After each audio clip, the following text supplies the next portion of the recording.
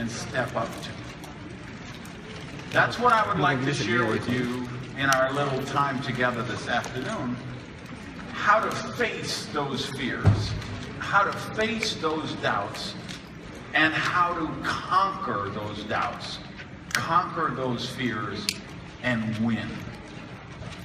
Win because you were meant to win. Win because you deserve to. Win because the work we do is really important.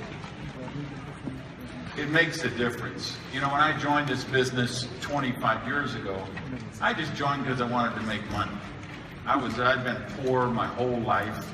I hated being poor, and I desperately wanted to be rich.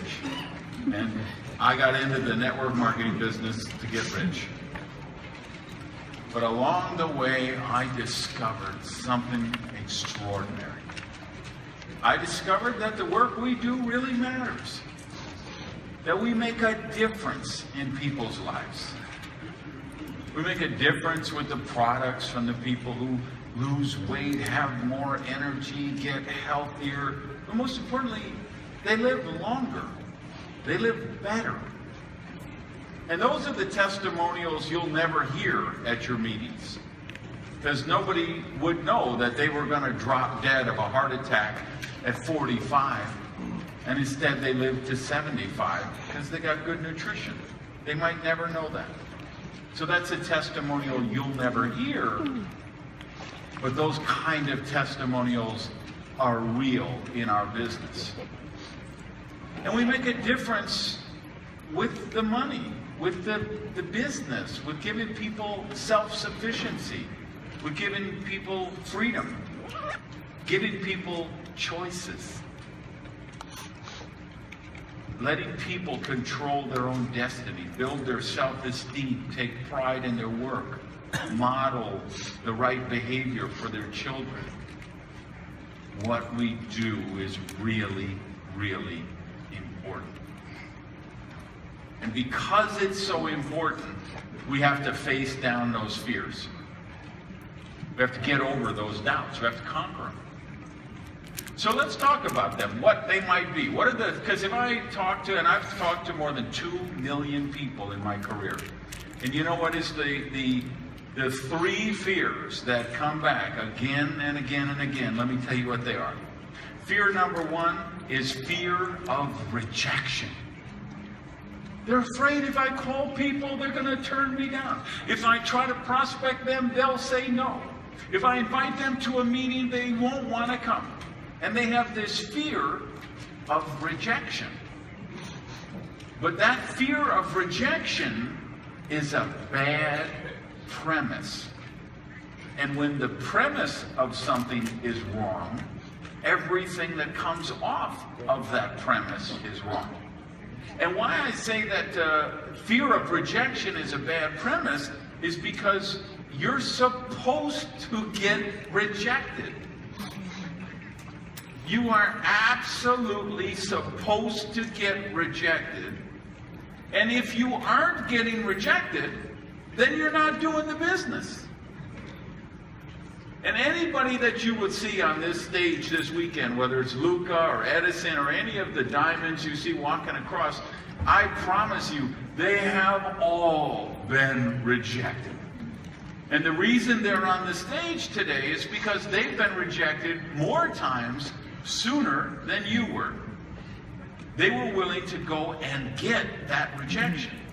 Because our business is perfect for everybody. But everybody's not perfect for our business. To do our business, you got to be willing to work. You got to have a dream. It's got to be a big dream. It has to be a dream so powerful that it pulls you to that. And you're willing to work toward that dream every day. Get out of bed, throw the sheets off, jump out of bed, and go excited into your day. Not everybody's willing to do that. There's a lot of people that are in dead-end jobs with a boss that they hate, underpaid, underappreciated, but they're not willing to do something about it. Say, if I can just get through till 5 o'clock on Friday, I can get a 12-pack of beer. I can sit in the recliner and I can watch videos all weekend long. Till Monday morning, the alarm clock goes off and they start the process all over again. Average person in the developed world today is watching between 5 to 6 hours a day of television. You know the scary thing about that statistic? The amount of time they spend online is even greater than the time they spend watching television. So they're not willing to make the trade. Every person in this auditorium today made a trade. You made a sacrifice. You bought a plane ticket, you booked a hotel room, you took time off from work, you went away from your family, you might have given up some recreation, some hobby, something that you sacrificed in the short term so you could be here, learn how to build your business more successfully, and have a better life in the long term. You think long term, that's why you're here. Not everybody thinks long term. So the people who don't think long term, the people who are not willing to sacrifice, those are the people that are supposed to say no to you. And if you aren't hearing no, I promise you, you're not doing the work right. It means, you know, I've had people come up to me and say, everybody I've talked to has joined the business. And I say, well, congratulations. Now it's time to get serious and go to work. Because if they tell me, oh, everybody I talked to already joined the business, that tells me they talked to 9 people or 11, and they picked the most likely to join people, the people that were the least successful, had the least amount of money, were most likely to jump at anything, were very highly influenced by this person. They had a lot of credibility with those people, and those were the only people they prospected because they knew they wouldn't face rejection from those people. But you'll never build a big distributorship scaring yourself away from rejection. The only way you're going to build a big distributorship is to go out and find rejection and face rejection. And when you get that rejection, you know, good, I'm doing my job. I'm going forward because I'm facing the rejection that I'm supposed to face. And I'm sorting out the people who are not right for this business. Because even though the business is perfect for everybody, everybody's not perfect for the business. Fear number 2. Fear of failure. What if this doesn't work? What if the products are too expensive? What if the comp plan is wrong? What if Fusion isn't the right company? What if network marketing suddenly disappears tomorrow? Well, that fear of failure is an even worse bad premise than the fear of rejection. Because you're looking at this auditorium is already proof that failure is not even a viable alternative here. That this can't fail because it's already succeeding amazingly. And all you have to do is look at some of these people in the front rows and you know, well, they have the same product line I do. They have the same compensation plan I do. They're working in the same profession of network marketing I am. They're working in the same company I am. And they have already been successful. They have already proven that this works. So fear of failure, that isn't really the issue. I think everybody in this auditorium ultimately knows, you know, it's not really that I think this can't work. I mean, I know it works. I see proof on the stage every time I go to a major event. I see the proof that it can work.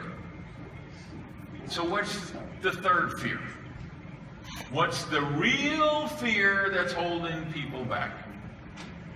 And you know what I think it is? After talking to 2 million plus people? I think it's fear of success. That you're not afraid that this won't work. You're afraid it will work. You're afraid it'll work so good that you're going to be successful, that you're going to be wealthy, that you're going to be prosperous. Now you're probably saying, well, that's crazy, Gage. I don't have fear of success. I want to be successful. I want to be rich. I believe that you believe that. But I don't believe that's what your subconscious mind really believes. Because that's what my work has been about for the last 25 years. The principles of prosperity. The subconscious and the subliminal programming that we get that causes us to sabotage our own success. Because we've been programmed since we were 5 or 6 or 7 years old that money is bad, rich people are evil, it's spiritual to be poor, it's noble to be poor, you have to sell your soul to get rich, you have to be a bad mommy or a bad daddy to be successful in business. There are thousands of these kind of, they're memes, they're actual mind viruses that are circulating around the world, millions of them really, at any given time. There's millions of negative memes circulating, millions of negative mind viruses, convincing you that money's bad, rich people are evil, and all of those things we talked about. So on a subconscious level, we take pride in being poor. If you read one of my earlier books was called Why You're Dumb, Sick, and Broke, and How to Get Smart, Healthy, and Rich. And in that, what the whole book was about was the programming that we get from movies, from television, from newspapers, the internet, social media, and you know where, most importantly, our family and friends. The people who are closest to us usually are the ones that influence us the most. And they've been, most of the people around you, they have been infected with these negative mind viruses, just like millions of other people around the world. So they think it's noble to be poor. You know, one of the examples I give in the book was the first Spider-Man movie, because that was the first real superhero blockbuster movie that started this trend of all these superhero movies. And there's a scene in the movie where Peter, who is, of course, Spider-Man, is talking to his aunt and uncle. And his uncle says to him, "We may not be rich, but at least we're honest." What does that really mean? Let's interpret that, Mr. and Mrs. Interpreters back there. Let's say, we may not be rich, but at least we're honest. And think if you were ever told that, because I was told that when I was young.